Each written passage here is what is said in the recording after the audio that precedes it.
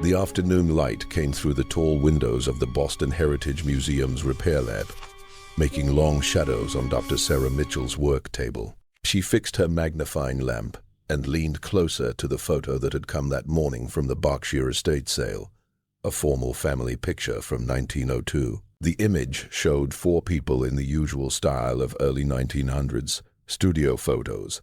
A strict-looking father stood behind a seated mother with two young kids between them. The father wore a dark suit with a high collar. The mother, maybe in her early 30s, sat straight in a fancy dress with big sleeves. Her hands were folded neatly in her lap. Both children, a boy about 8 and a girl no more than 6, looked seriously at the camera, with the grave faces common in that time. Sarah had fixed hundreds of photos from this period. Most told similar tales of wealth and good standing. Families wanted to show their place in society when photos were still costly and formal.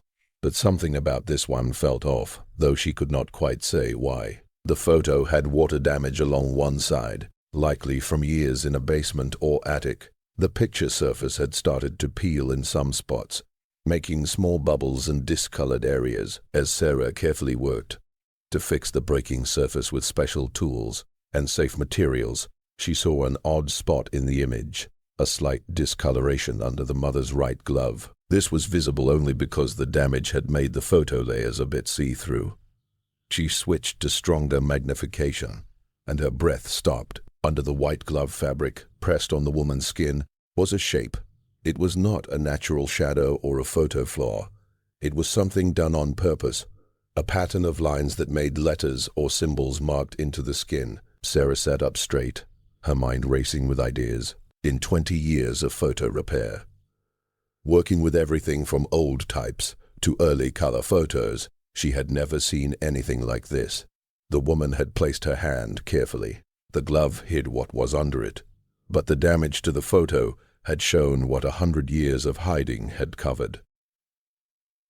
She reached for her phone to call her coworker, then stopped. Before telling anyone, she needed to be sure of what she was seeing. It could be a light trick, an effect from the damage, or her mind seeing patterns that were not there. Sarah took out her digital microscope and started a close scan of the area. Her hands stayed steady even with the growing thought that this normal family photo held an amazing secret. She worked carefully, noting every detail as the afternoon light faded and the lab got quiet. Sarah spent 3 hours that evening studying the photo under different lights and waves. She used normal white light, then ultraviolet, then infrared. Each one showed different layers and details in the photo surface. Each check confirmed what she had first seen. Under the mother's glove was a planned mark made of crossing lines that formed clear letters. Using infrared photo, a method that could go through some materials and show hidden details, she made the image clear enough to see 2 letters, R and B, inside a rough square border. The lines were thick and uneven, like from scars. The style was clear to anyone who knew American history. It was a branding mark, the type used by farm owners before the Civil War to mark enslaved people as property. She sat back in her chair. The meaning hit her in waves. Her coffee had gone cold next to her, forgotten. This woman, shown in nice clothes, in what looked like a rich New England home in 1902, had been branded as a slave. Yet, she was white, or looked it. Her skin tone in the photo was the same as her husband's. Her face features showed no clear African roots that Sarah could see. Her hair was straight and light. Sarah pulled up the papers that came with the photo from the estate sale. The property had belonged to the family of Thomas and Catherine Hartford, who had lived in Lenox, Massachusetts, a small town in the Berkshires, known for its rich summer homes. The photo had been found in an attic box, wrapped in silk cloth, with other family papers and items. No one had thought it special, just another old family picture among many. She started looking up the Hartford name in Massachusetts history records. Thomas Hartford had been a banker, well-liked in the area, on boards of several local groups. The 1910 Census records showed him, his wife Catherine, and their 2 kids, Edward and Margaret, in a big home on Main Street. The house also had 2 servants. Catherine's birthplace was listed as Virginia with no maiden name. This was unusual for the careful records of that time. When women's family ties were usually noted, there was no sign of when she came to Massachusetts or any info about her family past. Sarah pulled up slave lists from Virginia. Her heart beat fast as she looked for the initials RB. In 1 hour, she found it. Roland Blackwell, a tobacco farm owner in Richmond County, who died in 1867, soon after the Civil War ended. Marcus Williams, a history expert in post-Civil War African American history at Harvard University. They had worked together on past projects with items from the Reconstruction time. She trusted his knowledge and his care with sensitive history items. Marcus came to the museum that afternoon. His face looked a bit doubtful until Sarah showed him the clear images on her computer screen. He studied them quietly for several minutes, leaning close to check every detail. His jaw tightened as he understood what he saw. "This is amazing." He finally said. His voice was quiet, with held excitement. "If this is real, and I think it is, you found photo proof of someone who moved from slavery into white society. Do you get how rare that is? How almost impossible?" "Tell me," Sarah said, taking out her notes and research papers. Marcus sat across from her desk. His fingers tapped on the table as he thought. After the Civil War, thousands of mixed-race people who could look white simply vanished into white society. They changed names, moved to new areas, and started over completely. Most destroyed every link to their past lives. Letters, photos, birth records, papers, anything that could tie them to slavery or black roots. The mental load of keeping such a lie was huge, and the results of being found were terrible. "So why would this woman keep proof?" Sarah asked, pointing to the photo. "That's just what we need to find out." Marcus leaned forward, looking at the photo again with new focus. "The brand mark shows she belonged to Roland Blackwell. We need to find if there are any left plantation records, birth, sales, moves, anything that might tell us who she was before she became Catherine Hartford. We also need to understand how she got free and how she learned the skills to pass as a white woman from a good background." Over the next week, Sarah and Marcus split the research work. Sarah looked at the Hartford family in Massachusetts. She searched local newspapers, church records, business lists, and social books. Marcus set up a trip to Richmond, Virginia to check what was left of the Blackwell Plantation papers and county records. The story that came from Sarah's search was broken but telling. Catherine Hartford had shown up in Lenox in early 1898. She came as a widowed school teacher from Virginia, looking for a new start after hard times. Marcus called Sarah from Richmond on a Thursday evening. His voice was tight, with held excitement that she could hear even on the phone. "I found her, or at least who she might have been before she became Catherine Hartford." Sarah put him on speaker right away. She took out her notebook and pen. "Tell me everything." The Blackwell Plantation records were not complete. Most were ruined during the Civil War when Union soldiers were there, or lost later when the family split. But the Richmond County Courthouse has some left papers from estate deals, and they are special. Marcus paused, and Sarah heard papers moving. When Roland Blackwell died in 1867, his will split the property and left things among his 3 real sons. But there's a separate paper filed 6 months later, a freedom paper, even though by then all enslaved people were free by law. "For who?" Sarah asked, writing fast. "A girl named Clara, age 14, described as mixed race, property of R. Blackwell, born 1853 on Blackwell Farm, to the woman Louisa. The paper says she was freed by special rule and given $100. A big amount then. It's signed by all 3 Blackwell sons, seen by a county clerk and a local churchman." Sarah's heart beat faster as she did the math. 14 in 1867.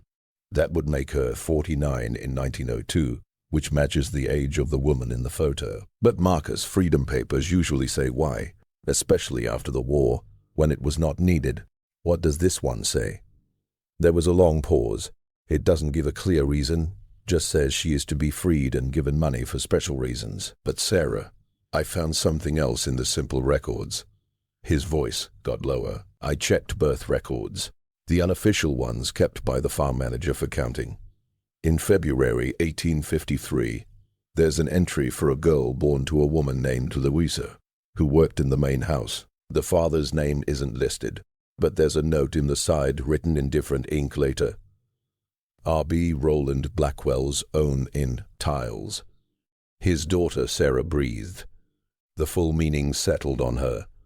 He had a child with an enslaved woman, and when he died, his sons freed her, rather than keep their half-sister as a slave. That's my idea, and it explains something else I found. Marcus's voice got more lively. I went through local newspaper files and city lists from 1867 to 1900, looking for any mention of Clara or anyone like her. There's nothing. Not in Richmond, not in nearby areas. After that freedom paper, she disappears from the records completely. It's as if she stopped existing. Sarah could not sleep that night. She lay in bed, her mind going over the big gap between Clara and Catherine. 31 years of life with no records. How does a 14-year-old mixed-race girl freed from slavery with only $100 and probably little school change herself into a good white school teacher who could marry into New England society without anyone suspecting? The next morning, with strong coffee and strong will, she started searching school records with a new plan. If Catherine had said she was a teacher when she came to Lenox, she must have learned and gained teaching practice somewhere. Sarah focused on the years between 1870 and 1895, searching school lists, teacher papers, and job records in Virginia and nearby states.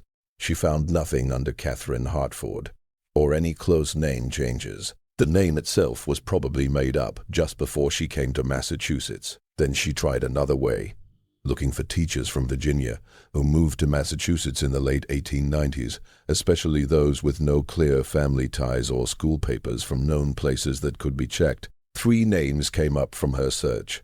She carefully checked each with census info, marriage records, death papers, and move documents.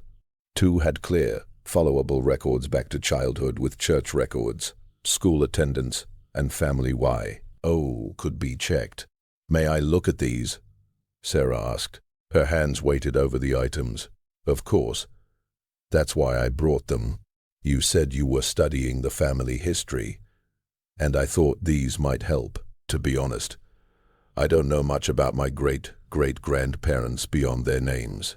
My grandmother rarely talked about the past, and Aunt Eleanor was the same. It was as if there was some family rule not to ask too many questions." Sarah opened the notebook carefully. Her trained hands were gentle with the old leather and thin paper. The pages were full of nice flowing handwriting and faded brown ink. The notes were dated from 1899 to 1904. Her breath stopped as she read the first note, dated October 12, 1899. "Thomas asked me to marry him today under the elm tree in the town square. I said yes, though my heart shakes with both joy and fear. He is a good man, kind, and decent, and he will never know the truth of what I am. This is the price of freedom, this silence, this careful forgetting. But I will not forget entirely. I will keep one record hidden in plain sight of who I was and what I lived through. Let those who come after decide what to do with my truth." Sarah and Marcus spent 2 hard weeks trying to decode the notebook entries that showed up now and then in Catherine's writings. They tried simple letter swaps, old codes common in the late 1800s, number systems based on book codes, and other secret methods used then. Nothing worked, and upset grew with each failed try. Then Marcus saw a pattern in the dates of the coded notes that had been right there. "Look at this," he said one evening. He spread copies of the notebook pages on Sarah's desk in time order. Every coded note is dated on the 15th of the month, and they only show in certain months: January, April, July, and October. Perfect 3-month gaps like a clock. Sarah leaned closer. Her tiredness has gone. "So the dates are important, not random. I think they are markers, Memory ties to specific events. Marcus pulled his computer closer. What if the numbers in the code don't stand for letters, but match dates or places from her past, specific times she wanted to save? Let me try matching them with the Blackwell Plantation records and the timeline we've set for Clara's life. They worked all night, living on coffee and will. Slowly, carefully, the pattern showed. The numbers were indeed dates, years, months, and days, important moments from Catherine's life, before she became Catherine. The letters after were initials of people she had known, loved, or lost. The first decoded note from January 15, 1900, read 185-351-2L, the day I was born to Louisa in the East Quarter cabin, the small one near the tobacco barn. She sang to me in the night when RB came to take her away. She sang to me in the night when RB came to take her away. Sarah felt tears in her eyes as she read it out loud. The notes went on, each one a piece of memory saved in number code. A private way of remembering. 1-862-0903L. Mother died of fever in the night. I was 9 years old. The manager would not let me stay with her body. They buried her in the morning before I could say goodbye. 1-867-0815 Sons. The day the Blackwell Sons told me I was free, I did not understand what freedom meant. I had nowhere to go, no family left, nothing but $100 and the clothes on my back. 1-871-0322-RCH. Arrived in Richmond with $12 left. Found work at Mrs. Peterson's boarding house on 6th Street. She did not ask questions about my past. Sarah read each note aloud. Her voice broke sometimes as the full weight of Catherine's losses and wins became real. Marcus sat quiet. His face was serious and respectful. Here was a life built in pieces, a woman who had refused to let her real self be fully wiped out. With the notebook decoded and Catherine's full story starting to show, Sarah went back to studying the photo with new understanding. It was not just a family picture done to show wealth or mark an event. It was Catherine's planned act of saving. A careful risk taken when she felt safe enough in her new life to leave lasting proof of her past. Sarah looked at the photo again, under strong magnification. This time, she looked for other planned parts beyond the hidden brand. Mark. She saw that Catherine's face, while calm and right for a formal photo, had a quiet strength that made it different from other women's photos of the time. Her eyes looked straight at the camera with an almost bold stare. Not common then, when women usually showed modest down looks or soft side glances that suggested shyness and giving in. The way her hand was placed was also planned and set carefully. While the white glove hid the brand from normal view, the angle of her arm and the exact spot of her fingers suggested careful planning. She had wanted the brand to be there, saved in the image for later, but not easy to see for people then who might destroy the photo or use it against her family. Sarah talked with Dr. Talk, Patricia Chen, a photo history expert at MIT. She knew a lot about early 1900s portrait photos and studio ways. Patricia came to the museum to check the real photo. She brought special tools for studying photo methods and materials. This was taken by a very skilled pro photographer, probably in Boston or Springfield. Patricia explained after her first look. She pointed out small details in the light and setup. Look at the studio background, hand-painted, costly. The light setup needed several sources to get this even brightness. The formal setup, the careful poses, these were very expensive pictures. People did not order them without thought. They planned them for weeks, picked their best clothes, placed themselves, this with great care. So Catherine knew exactly what she was doing when she posed this way, Sarah said. More a statement than a question. Absolutely. And look here, Patricia pointed to a hardly seen detail in the lower right corner of the photo that Sarah had missed before. The photographer's mark is stamped here, though it's very faded and partly covered by the frame. I can just see J. Morrison, Boston. That was one of the top portrait studios in New England. Only very rich families could pay for his work. Sarah right away looked up J. Morrison's studio when she got back to her office. His business records and client lists, luckily saved in the Boston Public Library files, showed that he served only the city's rich and top people.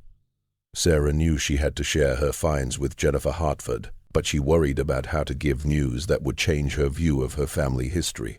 The meaning was deep, not just important to history, but very personal and maybe upsetting. Jennifer's family story was not what she had thought, and Sarah felt the heavy load of that news. They met again at the same coffee shop on a gray Saturday morning.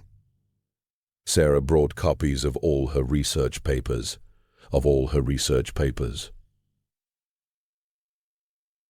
And of course, the clear photo showing the brand in sharp detail, the decoded notebook notes, the farm records showing Clara's birth and freedom, the path of proof linking Clara to Catherine Moore, to Catherine Hartford. Jennifer came looking interested and a bit worried. She perhaps felt from Sarah's careful phone call that this was more than a normal history update. She was enslaved.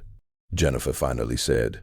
Her voice was almost a whisper, as if saying it loud would make it more true. My great-great-grandmother was born into slavery.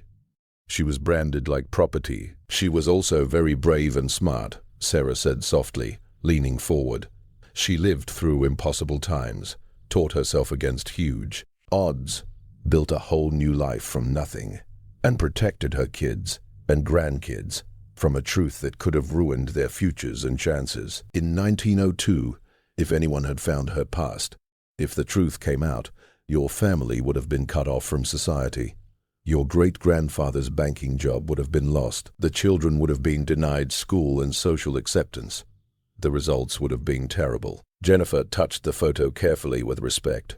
Her fingers traced the outline of Catherine's gloved hand where the brand was hidden. And yet, she left this record anyway. She took this risk. Why would she do that? I think, Sarah said slowly, picking her words with care. She could not stand the idea of being fully forgotten, of having her real self completely wiped out by need and fear. 6 months later, on a cool fall morning, the Boston Heritage Museum opened its new show. Hidden in plain sight, The Life of Catherine Hartford. The show space had been planned to lead visitors through Catherine's journey, from the broken farm records to the photo that had shown her secret. The main item was the 1902 family photo shown in a special case next to the clear infrared image that showed the brand mark under the glove. The side-by-side was strong, the same image showing both the public face Catherine had shown the world and the hidden truth she had carefully saved. Jennifer Hartford had decided after weeks of thought and family talks to take part fully in telling her ancestors' story. She stood now before a group of museum workers, history experts, news people and community members. Her voice was steady and clear as she read some parts from Catherine's notebook to start the show. I will hide my past under gloves and proper speech, but I will not forget. Jennifer read. Her voice filled the quiet gallery. Catherine wrote these words in 1899, knowing the huge risk she took in saving this proof, in leaving this photo record of the brand that marked her as property. She fought the full wipe that the slavery system had demanded. She refused to let her real self vanish completely, even though hiding was needed for her family's life and safety. The show showed the full path of Catherine's amazing life, the few farm records noting her birth to an enslaved mother and her white owner father, the freedom papers that freed her at age 14, the coded notebook notes saving memories of her mother and her years as a slave, the broken proof of her change from Clara to Catherine Moore to Catherine Hartford, and finally the photo, the high point of her new life and her quiet, bold act against being erased. Sarah had worked with Marcus and other history experts to make detailed explained boards about the bigger history setting, the thousands of mixed-race people who moved into white society after the Civil War, the mental and feeling costs of such deep hiding, the ways that race identity was watched and acted in early 1900s America, and the long effects on families and groups. Visitors walked slowly through the show. Many stopped for long, quiet minutes before the photo. Some cried openly. Some stood in thought, taking in the heavy and mixed meaning of what they saw. Teachers brought students. Family history searchers came looking for help with their own research. Family of other passing people called the museum in private, sharing their own hidden stories. Jennifer stood beside Sarah near the show entrance. She watched people connect with her ancestors' story. She left that photo for someone to find, Jennifer said softly. Her eyes followed a young woman who stood fixed before Catherine's image. A century later, and she's finally being seen.